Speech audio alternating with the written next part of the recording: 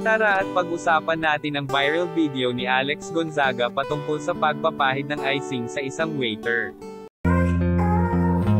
Welcome to Sikat Story.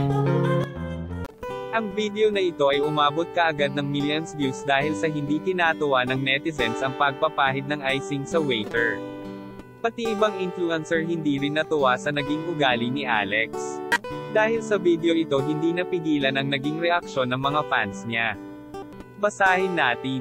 Walang pinag-aralan si Alex. Hanggang vlog lang talaga. Alex, 35 ka na? Minsan bawas-bawasan ang pagiging childish ha. Alam mo gusto pa naman kita. Hindi kasi lahat ng biro nakakatuwa. So ilagay lang dapat sa lugar ang pagbibiro yung walang ma-offend. After ilang days may lalabas na vlog niyan apologizing sa waiter. Tapos kung ano-anong ibibigay. Ending kikita na naman siya. Toxic mo Alex. Kahit alam nating lahat mahilig mag-prank o kalog si Alex.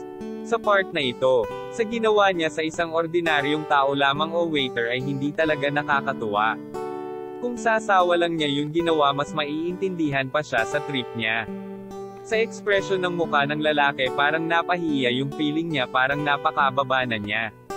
Sana maging aral ito na huwag gawin sa iba lalo kung nakakaangat ka sa buhay.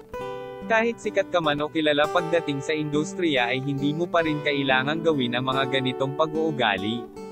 Comment kayo sa ibaba sa masasabi nyo dito. Yan lang ang mainit na chika natin ngayon. Halina't mag-like, share and subscribe. Thank you.